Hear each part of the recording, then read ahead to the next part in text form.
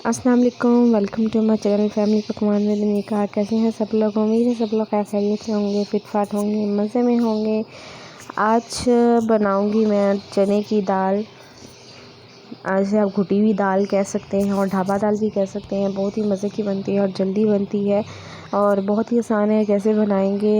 میں نے اس کے لیے آدھا کلو چنے کی دال، اس کو بھگو کے رکھا، 20 منٹ بھیگی ہوئی دال ہے، اور ساتھ اس میں کافی ساری ہری مرچیں جائیں گی، ٹماٹر اور پیاز، 3 میڈیم پیاز ہیں، 3 میڈیم ٹماٹر ہیں۔ پریشر کوکر میں نے لیا ہے، اس میں نے آئل ڈالا ہے تقریباً 3 جو یہ آپ کو چمچ نظر آ رہا ہوگا، 3 یہ ڈالے ہیں میں نے اس میں آئل کے، اور اس میں نے پیاز ڈال دیا ہے۔ پیاز کو گولڈن براؤن ہونے تک اس کو فرائی کریں گے اس کے اندر، اور اس کو اچھے سے پکائیں گے۔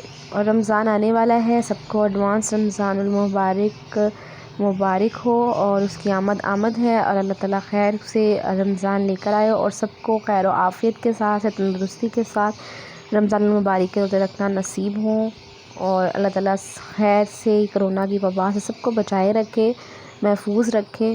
اور یہ اب 3 چمچ میں نے 3 ٹی اسپون میں لہسن ادرک کا پیسٹ ڈال دیا ہے۔ آپ 2 ٹیبل اسپون بھی ڈال سکتے ہیں۔ اب اس کو اچھے سے جب یہ لائٹ گولڈن سا براؤنش ہونے لگا تو میں نے اس میں وہ ڈال دیا لہسن ادرک کا پیسٹ، اور ثابت گرم مسالہ میں نے 1 ٹی اسپون ایڈ کیا ہے۔ آپ کے پاس ثابت گرم مسالہ موجود ہو، اس میں مکس ہوتا ہے۔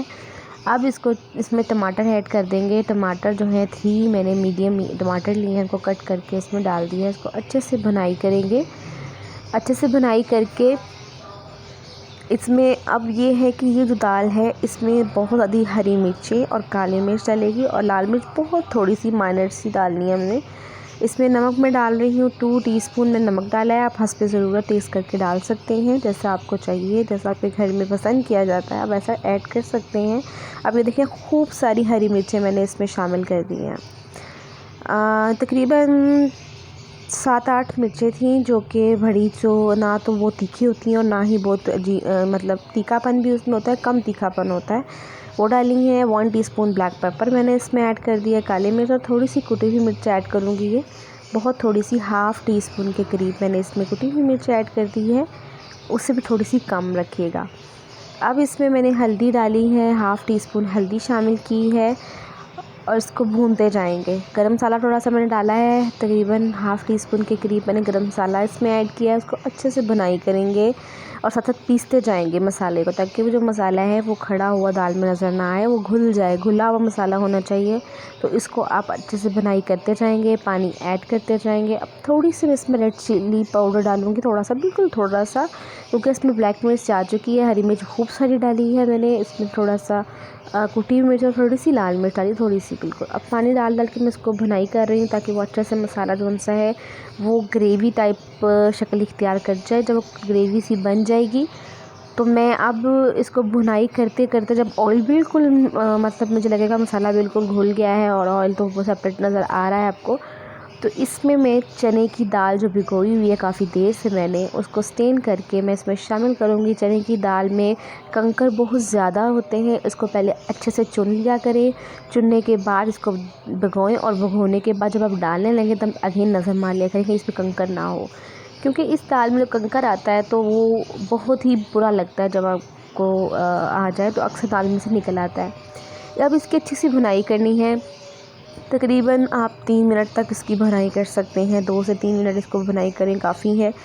تیز آنچ پہ بھنائی کریں اس کی، یا میڈیم آنچ پہ بھنائی کریں۔ بھنائی کرنے کے بعد ہم اس میں جو ہے پانی شامل کریں گے۔ پانی، کیونکہ اب ہم گھٹی ہوئی ڈھابا دال بنا رہے ہیں، تو اس میں کیا ہوگا کہ آپ جتنا زیادہ پانی ڈالیں گے، اتنا پانی کہ جس میں یہ پریشر میں گھل بھی جائے، گل بھی جائے، کیونکہ گھٹی ہوئی چاہیے ہمیں، تو ہمیں کوئی ڈر نہیں ہے اس میں کہ یہ خراب ہو جائے گی دال، یا گھٹتا تک گل جائے گی، ایسا کوئی پرابلم نہیں ہے۔ آپ اس کو اچھے سے پکا لیں۔ پیچھے تمام آنے والی آوازوں سے معذرت ہے، کیونکہ ایک تو پیرٹس کی آواز آ رہی ہے باہر پیچھے سے، تو سوری اس کے لیے بہت زیادہ۔ اور یہ میں نے اس پہ پانی ایڈ کر دیا ہے۔ پانی آپ اتنا شامل کر لیجئے گا جتنا آپ کو لگے کہ دال پریشر میں گل بھی جائے اور گھل بھی جائے۔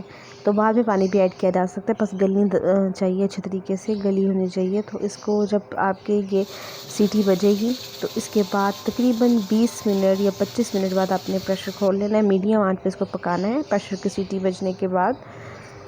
اب 20 منٹ کے بعد یہ چیک کر لیں کہ دال گل گئی ہے، گھل گئی ہے تو ٹھیک ہے، اگر نہیں تو دوبارہ پریشر بند کر دیجیے گا۔ تو اب میں نے یہ کھولا ہے، چیک کیا ہے، دال گل چکی ہے، اچھے سے دال گل گئی تھی۔ اب اس کے اندر میں اب یہ تھوڑی کسر اس لحاظ سے کہ اس میں اور پکنا چاہیے، کتنی اچھی دال پکے گی اتنی مزیدار بنے گی، جتنی پکے گی اس کو مزید پکاؤں گی اور اس میں پانی ایڈ کروں گی تاکہ یہ مزید پکے، اور اس کو گھوٹا بھی لگائیں گے، گھوٹیں گے بھی اس کو تاکہ اور زیادہ جو دال ہے وہ گھل سی جائے، یکجان ہو جائے، مل جائے آپس میں، کھڑی کھڑی دال، کھلی کھلی دال نظر نہ آئے بلکہ گھٹی ہوئی لگے۔ تو اس میں نے مزید پانی ڈالا ہے، روم ٹیمپریچر پانی ہے، پانی ایڈ کیا ہے اس میں، تو آپ گرم پانی کر کے بھی پانی ڈال سکتے ہیں اور روم ٹیمپریچر بھی ایڈ کر سکتے ہیں۔